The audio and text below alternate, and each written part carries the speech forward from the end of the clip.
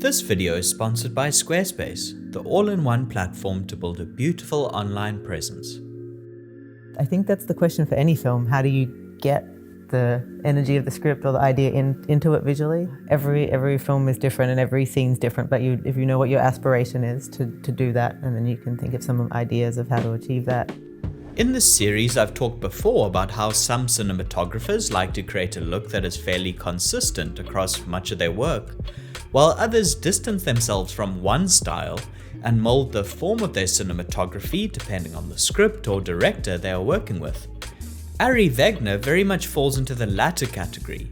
The films that she shoots are never tied down to one particular look and are rather based on a careful and deeply thought out visual style that uses informed creative decisions to present a look that is tailor-made for each individual story or script. In this video, I'll unpack this further by diving into the philosophy behind her photography and showing some of the gear that she uses to execute those ideas.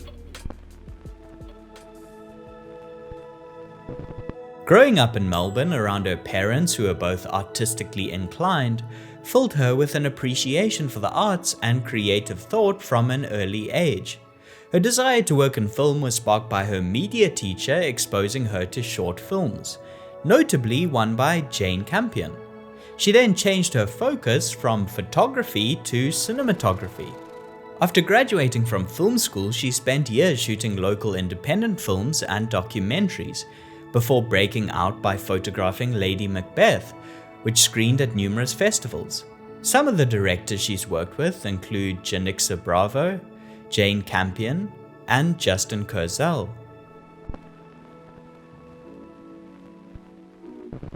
Something which is key to formulating the carefully considered look for each film is the time that she takes to prepare. Usually about 4 to 6 weeks of time is scheduled for pre-production on a movie, for which a cinematographer may only be present for a fraction of. However, on Jane Campion's The Power of the Dog, an entire year was dedicated to pre-production, with Wegner present right from the get-go. When Jane first called me to ask if I'd be interested, one of the things she had as a condition was that she wanted someone to start straight away. Often feel like there's not enough time to prepare, or that there's a rush. Once everyone's in the same place, the decisions can feel very pressured. So Jane really wanted this film to feel relaxed and not have to be rushed into any decision. This luxuriously long prep allowed them to take their time and gradually and deliberately develop the look of the film. Together they scouted potential shooting locations in New Zealand, learnt about the land and foliage in the area, calculated what time of year would be best to capture the kind of dry brown look they wanted, and found a mountain range that felt mythical, yet humble enough to believably be on a family ranch. Campion and Wegner also set aside 4 to 6 weeks just to fully storyboard the script.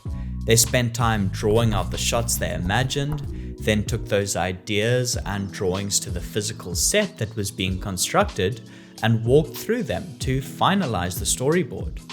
All this consideration and prep resulted in a cinematic style that was down to earth, observational, natural, and unadorned. Part of this came from the color palette, which roots the look of a lot of her films, whether it's the vivid, saturated colors in Zola, the warm nights and cool days in The True History of the Kelly Gang, or the muted, bone-dry, natural palette of The Power of the Dog.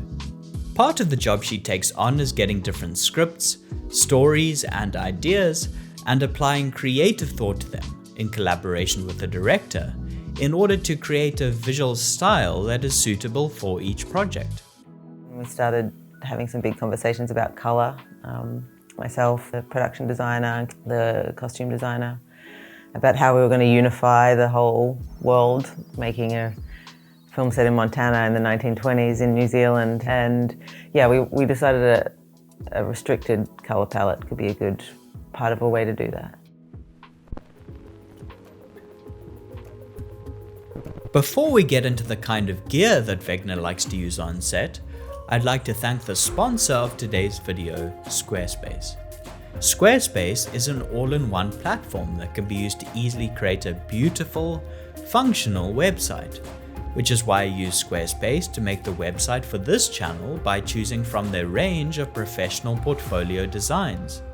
Every cinematographer needs to have a website to show to their potential clients or collaborators, and which offers a point of contact. You can display your film work in one of Squarespace's video libraries, and can even create a private members area to gain control over who can access your content, a great new revenue stream for content creators or digital businesses. Head to squarespace.com for a free trial, and when you're ready to launch, go to squarespace.com/indepthcine to save 10% of your first purchase of a website or domain.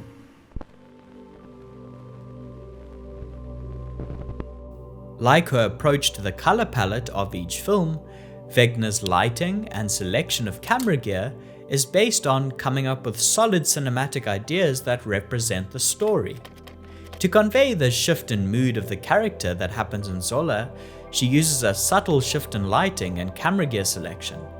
As the relationship between the two characters shifted from an infatuated, trusting, light, fun one to a distrustful, darker, unhappy one, Wegner subtly introduced more shadows, color clashes, contrast, and darkness into the image. She did this with low-key lighting and also by shooting the initial scenes using a low-con filter, which subtly faded out the blacks and made the highlights blossom into the midtones. To dial in specific color temperatures and hues into the lighting, she used various LED fixtures such as Ari sky panels, Astera tubes, and light mats. She likes using LED lighting as well as practical fixtures that can be seen in the frame, whether that's from a natural source like a fire or an artificial source like a lamp. Sometimes she takes the edge off the quality of artificial or natural light by placing diffusion gels in front of the light source to soften shadows that appear on a face. Another example of how she uses light to represent an idea can be seen in The Power of the Dog. Often interiors are well lit and act as a safe haven for characters.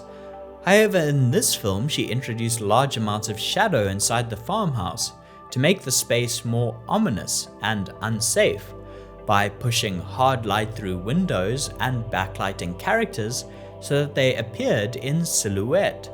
She shot on 16mm film before on Zola when it was requested by the director to give it a magical quality that accentuated the highly unusual, almost dreamlike story.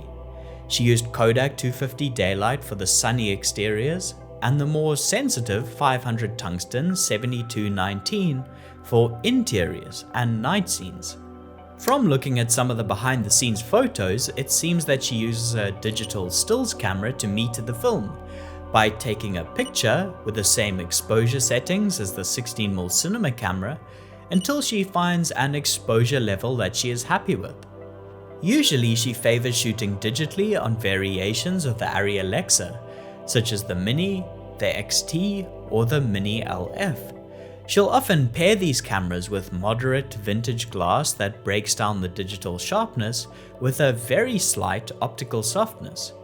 Some examples of lenses she's used include Zeiss Super Speeds, Bausch & Lomb Super Baltars, Panavision Auto Panatar 1.3 times anamorphics, and zoom lenses from Angenieux or the Allura.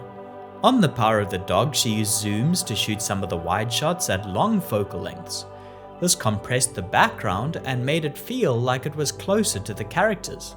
Once again, I describe the gear that she selects as being deliberately chosen on an individual basis for each story, sometimes using spherical glass, sometimes anamorphic glass, sometimes film, sometimes digital, sometimes using a Tiffin 812 warming filter, or a low-con in front of the lens, and sometimes shooting it clean.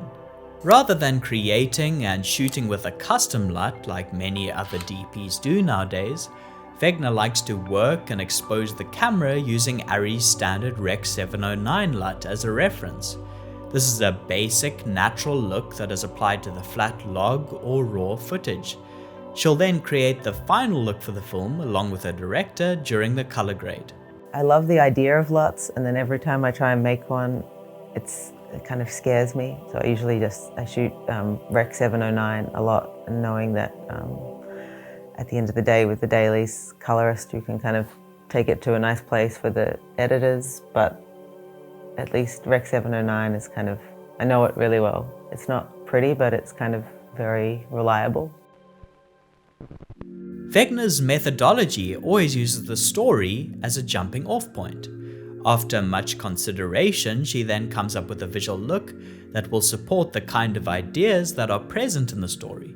Whether that's always using central framing in Lady Macbeth to show how trapped her character is, using her knowledge of lighting to both introduce a physical and a psychological darkness into the space, or whether it's reducing the contrast of the shadows in an image with a filter to brighten the mood. Each film she shoots offers up an opportunity to do something new. Whatever photographic tool she chooses, it's always deliberately thought out, planned and then executed to create visuals that subtly represent ideas and emotions that form her point of view on the movie.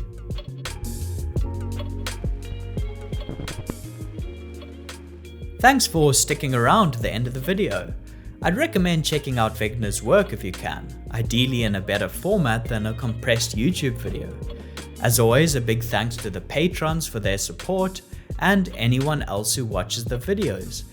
Let me know if there are any other filmmakers or cinematographers you'd like to see featured in a future video. Otherwise, until next time, thanks for watching and goodbye.